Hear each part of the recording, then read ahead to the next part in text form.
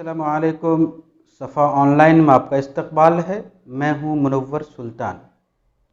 تعلیم جتنی ضروری ہے اس سے زیادہ وہ پروگرام اور وہ پالیسی اہم ہیں جو تعلیم کے لیے بنائی جاتی ہے۔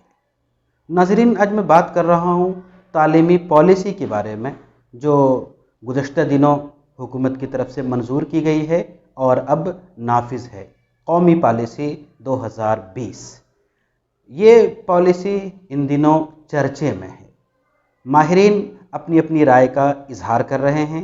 بہت سے سوالات اس پالیسی کے بارے میں کھڑے کیے جا رہے ہیں۔ جہاں اس کے پازیٹیو اسپیکٹس کے بارے میں چرچا کیا جا رہا ہے، وہیں نیگیٹو اسپیکٹ بھی خاصا ہے، یعنی مثبت اور منفی دونوں اثرات بہت زیادہ دورس اور گہرے ہونے والے ہیں۔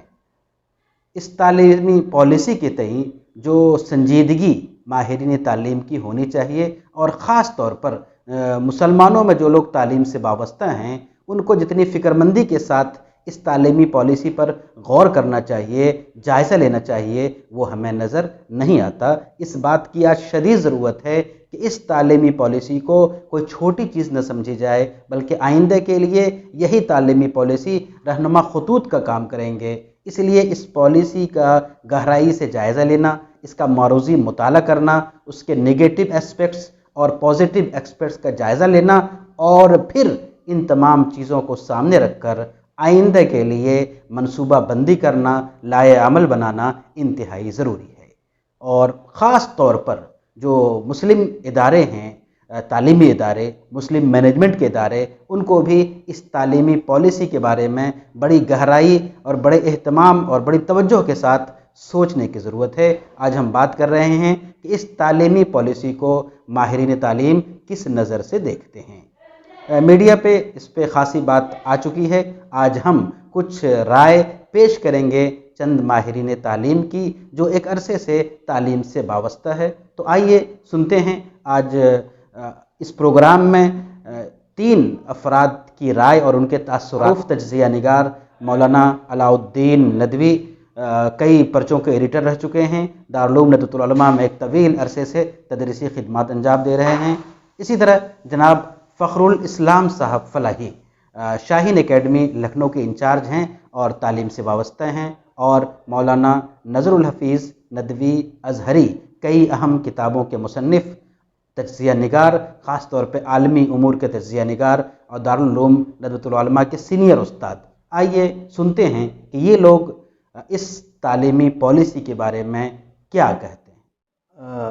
تعلیم میں ترقی کرنا ہو، وکاس ہو، کسی بھی طرح کی ترقی ہو، وکاس ہو، اور وزیر اعظم صاحب کا جیسا کہ نعرہ آپ جانتے ہیں، سب کا ساتھ، سب کا وکاس، اور سب کا وکاس اور سب سے وشواس، تو یہ تو بہت بنیادی چیز ہے۔ اس کے بغیر جو ہے نہ وکاس ہو سکتا ہے، نہ ترقی ہو سکتی ہے۔ تعلیمی وہ ذریعہ ہے کہ آدمی انسان ترقی کر سکتا ہے۔ اس لیے تعلیم ایسی ہونی چاہیے کہ ہر خاص و عام جو ہے وہ تعلیم حاصل کر سکے۔ اس وقت جو ڈرافٹ آیا ہے اس کے بارے میں خدشات ظاہر کیے جا رہے ہیں۔ ایک مرحلے تک پہنچتے ہوئے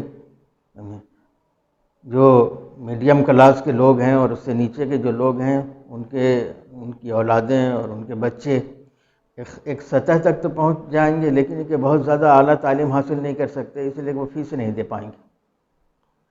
فیس کون لوگ دے پائیں گے؟ جو مالدار گھرانوں کے بچے ہیں وہ اعلیٰ فیس دے سکیں گے۔ جب وہ اعلیٰ فیس دیں گے تو اعلیٰ تعلیم حاصل کریں گے، اور وہ گویا وہ نظریاتی طور پہ جو ہے ہندوستان کو کس سمت لے جایا جائے، وہ ایک خاص طبقے کے لوگ ہوں گے۔ یہ بڑے خدشے کی بات ہے اور بہت قابل غور امر ہے، اس پہ غور کیا جانا چاہیے۔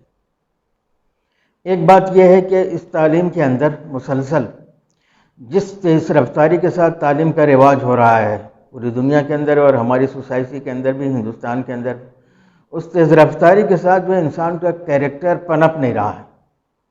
بغیر کیریکٹر کا اور تعلیمی اخلاقیات کے بغیر سماج ترقی نہیں کر سکتا۔ سماج کے اندر امن و انصاف قائم ہو ہی نہیں سکتا، اور جس سماج کے اندر امن و انصاف نہ ہو وہ سماج ترقی نہیں کر سکتا۔ لہٰذا ہر بچے کو اس کی مادری زبان میں تعلیم دی جائے، اس پہ زور دیا گیا ہے اور یہ بڑی اچھی بات ہے۔ اسی طرح سے ہر بچے کو اس کی تہذیب کی تعلیم دی جائے، تمام بچوں پر، تمام عناصر پر، تمام چاہے وہ اقلیت ہوں یا غیر اقلیت، سب پر جو ہے ایک طرح کی تعلیم جو ہے تھوپی نہیں جانی چاہیے، اور اس کا خیال رکھا جانا چاہیے کہ اخلاقی تعلیمات کا عنصر ہو غالب تعلیم کے اندر، پروفیشنل چیزیں بھی ہوں، ٹیکنیکل چیزیں بھی ہوں، اس کے بغیر جو ہے زندگی کی گاڑی بڑھ نہیں سکتی۔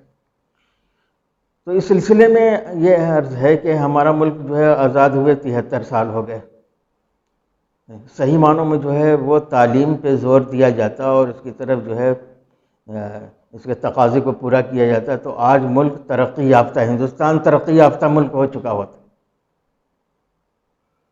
لیکن ایسا نہیں ہو سکا۔ لہٰذا ایک ماں جب اپنے بچے کو 9 مہینے تک اٹھائے پھرتی ہے، یار وہ بچہ پیدا ہوتا ہے، پھر ماں باپ اس کی تربیت کرتے ہیں، کھلاتے پلاتے ہیں، اب اس کے بعد جو ہے اسکول میں ٹیچروں کے حوالے کر دیتے ہیں، اس نظام تعلیم کے حوالے کر دیتے ہیں، تو اس نظام تعلیم کو تو وہ یہ حق نہیں پہنچتا ہے نا کہ اپنی مرضی کی چیز اس کو پڑھائے۔ یہ ہونا چاہیے ہندوستان میں کہ باپ کا جو مذہب ہے، باپ کی جو تہذیب ہے، وہی تہذیب جو ہے وہ بچہ سیکھے، کسی دوسرے کے بچے کو آپ اپنی تہذیب تھوپ نہیں سکتے۔ تو یہ اس کی طرف جو ہے توجہ دی جانی چاہیے، اور اس سلسلے میں مسلمانوں کو پہل کرنا چاہیے۔ ہمارے آئین کے اندر مسلمانوں کو، یہاں کی اقلیتوں کو خاص طور سے دفعہ 29 کے اندر، دفعہ 30 کے اندر، دفعہ 31 کے اندر جو آئینی حقوق دیے ہیں، اور اپنی پسند کی تعلیم حاصل کرنے اور اپنی پسند کے مطابق جو ہے وہ تعلیم گاہیں، اسکول ادارے وغیرہ قائم کرنے کی آزادی دی ہے، اس پہ آنچ نہیں آنے دینا چاہیے۔ یہ چیزیں ہوں گی تو ہر عنصر جو ہے ہندوستان کا، ہر عنصر جو ہے اپنی تہذیب کے مطابق، اپنے عقیدے کے مطابق جو ہے تعلیم حاصل کر سکے۔ اور اگر یہ بات نہیں ہوئی، تعلیم کو پروفیشنل بنا دیا گیا، تعلیم کو جو ہے وہ استحصال کا ذریعہ بنایا گیا، تو پھر سماج کے اندر اتھل پتھل رہے گی، سماج کے اندر انصاف نہیں ہوگا، اور سماج کے اندر انصاف نہیں ہوگا، برابری نہیں ہوگی، سکون نہیں ہوگا، تو انسان کیسے ترقی کرے گا؟ اور ملک ترقی نہیں کرے گا تو کیسے آگے بڑھے؟ میں انہیں گزارشات کے ساتھ اپنی بات ختم کرتا ہوں، اور میں امید کرتا ہوں کہ ہماری امت مسلمہ کے افراد میں اس سلسلے میں جو ہے آگے بڑھیں، اور اگر کچھ خدشات ہیں اس ڈرافٹ کے اندر تو اسے حکومت کے سامنے پیش کریں۔ حکومت یقیناً سنے گی، اور اس پہ جو ہے سنے گی تو ایجوکیشن پالیسی 2020 ابھی جلد ہی سامنے آیا ہے، اور سرکار نے نیو ایجوکیشن پالیسی لانچ کی ہے، لیکن جو چیزیں ابھی ہمارے سامنے آئی ہیں وہ ایک ڈرافٹ ہے، اور اس کے کچھ ہائی لائٹس ہمارے سامنے آئے ہیں۔ اس میں ایک اور چیز جو PIC پر جو اپلوڈ ہوا ہے وہ 11 سلائڈس کا ایک پریزنٹیشن ہے، جس کے آدھار پر بہت ساری باتیں لوگوں نے کہی ہیں، اس کے بہت سارے پازیٹیو اسپیکٹ ہیں، نیگیٹو اسپیکٹس ہیں۔ اس میں آپ کو یہ بھی پتا ہوگا کہ 2019 میں جو نیو ایجوکیشن پالیسی آئی تھی، اس پر لوگوں نے اپنی اپنی رائے رکھی تھی بہت ساری، اور اس رائے کے حساب سے 2 لاکھ کے قریب رائے کہا جاتا ہے کہ آئی تھی، اور پھر ابھی 31 مئی کو جو نیو ایجوکیشن پالیسی آئی ہے وہ کافی چرچے میں چل رہی ہے۔ اس میں ایک جو سب سے اہم بات ہے وہ یہ کہی گیا ہے اس میں کہ 6% آف GDP جو ہوگا وہ ایجوکیشن پر انویسٹ کیا جائے گا، لیکن یہ کتنا پریکٹیکل ہوتا ہے یہ زیادہ اہم ہے۔ یونین بجٹ کے وقت یہ دیکھا جائے گا، اگر یہ ہوتا ہے تو بہت ہی اچھی چیز ہے، یہ بات بہت پہلے سے چلی آ رہی ہے۔ اس کے علاوہ ایک اہم چیز یہ بھی ہے کہ ووکیشنل ٹریننگ بھی دی جائے گی 6th آنورڈ اسٹوڈنٹس کو، جو بچے 6 کلاس سے جب 6 کلاس میں جائیں گے تو پھر ان کو ووکیشنل ٹریننگ بھی ساتھ ہی ساتھ دی جائے گی۔ ساتھ ہی ساتھ ٹیکنالوجی اور ڈیجیٹلائزیشن کی بات کی جا رہی ہے کہ اس کا زیادہ سے زیادہ پریوگ کیا جائے گا ایجوکیشن میں۔ اور اس کے علاوہ جو ایک اہم بات یہ بھی کی جا رہی ہے کہ جو ایجوکیشن میں جو ہمارے ٹیچرز ہیں ان کا ٹرین ہونا بہت ضروری ہے، تو اس کے لیے نیو ٹیچر ٹریننگ کا ایک بورڈ ہوگا، اور وہ بورڈ ٹیچرز کو ٹرین کرے گا، لیکن یہ سینٹرلائزڈ ہوگا، اور اسٹیٹ میں کا اس کا کوئی اس میں عمل دخل نہیں ہوگا۔ یہ ایک کافی آپتی جنک بات ہے، کیونکہ اسٹیٹ کا بھی اہم رول ہوتا ہے ایجوکیشن میں، اور اسٹیٹ کو بالکل ہی اس سے الگ کر دیا جا رہا ہے, اس کو سینٹرلائز کیا جا رہا ہے. یہ بہت ہی اہم بات ہے جسے ہمیں سمجھنا چاہیے. Education should equitable and inclusive for all, because education is right to all person. ہر ایک کا یہ رائٹ ہے کہ اسے ہر طریقے سے اس کو ایجوکیشن ملے. لیکن ابھی کا جو ایجوکیشن کا جو پالیسی آئی ہے, اس سے جو ہائی لائٹس ہیں, اس سے جو سمجھ میں آ رہا ہے وہ یہ ہے کہ یہ کمرشلائز زیادہ ہوا ہے. اس میں جو اور بھی کچھ پازیٹیو چیزیں بھی ہیں, جیسے اس میں یہ کہا جا رہا ہے کہ ایک فلیکسیبل سبجیکٹ سسٹم ہوگا میجر اینڈ مائنر کے حساب سے. یعنی اب تک کیا ہوتا تھا کہ اگر کوئی اسٹوڈنٹ 12 کے بعد 12 کرتا ہے, 11-12, تو اس کے 3 ہوتے تھے مادھیم, art side, commerce side and science side. لیکن اب ایسا کیا ہے کہ ایک سائنس کا اسٹوڈنٹ بھی آرٹس کے سبجیکٹ کو لے سکتا ہے, ایک آرٹ کا اور کامرس کا اسٹوڈنٹ ایک سائنس کا اسٹوڈنٹ دوسرے سبجیکٹ کو لے سکتا ہے. یہ ایک بہت اچھی پہل ہے جو جسے ہم کہ پازیٹیو طور پر دیکھا جا رہا ہے. اس کے علاوہ ایک اور ہے جو سب سے اہم بات یہ ہے کہ جو اسٹوڈنٹ گریجویشن کر رہے ہوں گے ان کو multiple entry and exit system کے طور پر انٹروڈیوس کیا گیا ہے. اور اس میں ہوگا یہ کہ اگر کوئی اسٹوڈنٹ 1 سال پڑھنے کے بعد اگر کسی وجہ سے اپنے کلاس کو کنٹینیو نہیں کرنا چاہتا, ایجوکیشن کو کنٹینیو نہیں کرنا چاہتا, تو وہ جا سکتا ہے دوبارہ سے. جب وہ کنٹینیو کرے گا تو اس کو وہیں سے شروع کرنا ہوگا, اور اس کے جو مارکس ہوں گے وہ ایک کریڈٹ سسٹم کے لحاظ سے سیو رہیں گے. چاہے اگر وہ اس میں یہ کہا گیا ہے کہ اگر 1 سال کرتا ہے تو اس کو سرٹیفکیٹ دیا جائے گا, 2 سال میں اس کو ڈپلوما, اور تیسرے سال میں ان کو گریجویشن کی ڈگری دی جائے گی. یہ بھی ایک بہت ہی اچھی چیز ہے. ساتھ ہی ساتھ ایک اور اہم بات یہ کہی گئی کہ جو ایجوکیشن کا سسٹم تھا اس میں اب تک یہ تھا کہ سال میں اینول ایگزام ہوا کرتے تھے, لیکن اب ایگزام سیمسٹر وائز ہوا کرے گا. ایک اور اہم پوائنٹ یہ ہے کہ جو فارن کی ٹاپ 100 کالجز ہیں وہ ہندوستان میں اپنے کیمپسز بنا سکیں گی. ایک دلچسپ بات اس میں یہ ہے کہ جب کانگریس نے اس پالیسی کو لانے کی بات کی تھی تو بی جے پی نے اس کو اپوز کیا تھا, لیکن اب بی جے پی اس پالیسی کے تحت اس بل کو لا رہی ہے. اکبر الہ آبادی نے اسی تعلیم سے متعلق کہا تھا کہ یوں قتل سے بچوں کے بدنام نہ ہوتا, افسوس کہ فرعون کو کالج کی نہ سوجی. کسی بھی ملت کی ترقی کا پیمانہ اس کے علمی ادارے ہوا کرتے ہیں. کسی ماہر تعلیم جو ہندوستان کے تھے انہوں نے کہا تھا کہ اگر ہندوستان کے مستقبل کے بارے میں کچھ کہنا ہو, پیشین گوئی کرنا ہو, تو دیکھو کہ اس کے کلاسوں میں کیا پڑھایا جا رہا ہے. تو یہ بیان ہی یہ حال ہندوستانی مسلمانوں کا ہے. جب انگریز اس ملک میں آئے تھے تو اس وقت ایک نئی تہذیب, نئی زبان, نیا کلچر حکومت کی طاقت کے بلبوتے پر نافذ کرنے کی کوشش کی جا رہی تھی. مسلمانوں نے اس کا مقابلہ کیا, دارالعلوم دیوبند قائم ہوا, مظاہر قائم ہوا, نظام قائم ہوا. اس طرح ملت نے علی گڑھ کے ذریعے سے بھی اپنی شناخت کو باقی رکھنے کی کوشش کی. اس وقت صورتحال جو ہے بہت نازک ہے, اور یہ زمین جس کو قوموں کے لیے کہا جاتا ہے کہ اکال الامم ہے, یعنی بہت سی قومیں یہاں اپنی شناخت کھو چکی ہیں, لیکن مسلمان الحمدللہ باقی ہیں. تو ان کے لیے یہ صورتحال بہت نازک اور پیچیدہ ہے کہ ایک ایسی حکومت آ گئی ہے جو ہر قیمت پر طے کر چکی ہے کہ ہم کو اپنا ایجنڈا نافذ کرنا ہے, یعنی ہندو مذہب اور تہذیب جو بھی ہو ان کی اس کو نافذ کرنا ہے اور سر کو اسی میں سانچے میں ڈھالنا ہے.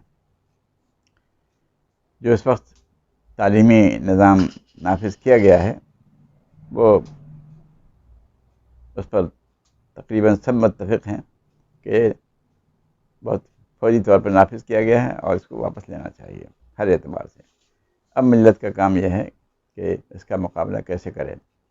جہاں تک اس تعلیمی نظام کے منفی اثرات کا تعلق ہے تو ماہرین تعلیم کہتے ہیں کہ ایسی ذہانت سے اور ذکاوت سے اور فنی مہارت سے تیار کیا گیا ہے کہ اگر یہ تعلیم نظام نافذ ہو جاتا ہے, کامل ہو جاتا ہے, تو ایک زمانہ آئے گا بہت جلدی 4-5 سال کے اندر کہ مسلمان خود مطالبہ کریں گے کہ ہم یہی نظام چاہتے ہیں, ہم اسی سانچے میں اپنے بچوں کو ڈھالنا چاہتے ہیں. اس کے لیے فوری طور پر مسلمانوں کو یہ کرنا ہوگا کہ ان کا مثبت اور تعمیری جواب دیں۔ ہمارے علم میں، جہاں تک محدود علم میں، جو ہے کہ دار ارقم کے نام سے عزیز گرامی خالد بیگ ندوی نے ایک ادارہ قائم کیا ہے آج سے 20 سال 25 سال پہلے، اور جس کا نصاب تعلیم جو ہے بہت ترقی یافتہ نصاب تعلیم ہے۔ اس کو دیکھنے سے اندازہ ہوتا ہے کہ اگر اس کو نافذ کر دیا جائے گا تو 10 سال کے اندر اندر ہم اس کا عملی جواب دے سکیں گے۔ تو ناظرین، جیسا کہ آپ نے سنا ان ماہرین کے تاثرات کو، کہ ان کی رائے کیا ہے، اور ان تاثرات کا جو خلاصہ ہے وہ یہ کہ تعلیمی پالیسی کے بارے میں سنجیدگی بہت ضروری ہے، مل بیٹھ کے اس پہ غور کیا جائے، اور اس کے جو مثبت عناصر ہیں، پازیٹیو ایکسپیکٹس ہیں، اس سے فائدہ اٹھانے کے لیے بھی نظام بنایا جائے، اور اس کے جو منفی اثرات ہیں اس کا ازالہ یہاں کے نظام میں رہتے ہوئے اور یہاں کے ضوابط کی پابندی کرتے ہوئے کس طرح ممکن ہے، اس پر بھی روشنی پڑتی ہے۔ اور خاص بات یہ جو ہم ناظرین سے کو بتانا چاہتے ہیں کہ ہمارے دستور میں، جو ہمارا کانسٹیٹیوشن ہے، اس میں ہر فرقے کو، ہر مذہب کے لوگوں کو اپنی پسند کی تعلیم دینے کا بھی پروویژن ہے اس میں، تو اس کا بھی جائزہ لیا جانا چاہیے کہ موجودہ تعلیمی نظام میں اس سے ہم کتنا فائدہ اٹھا سکتے ہیں، اور کیا وہ چیز کہیں سے متاثر تو نہیں ہو رہی ہے۔ اس طرح کی بہت ساری چیزیں ہیں جن پہ غور کرنا اور بیٹھنا بہت ضروری ہے۔ تو ناظرین، ہمیں دیجیے اجازت، پھر ملاقات ہوگی۔ اللہ حافظ۔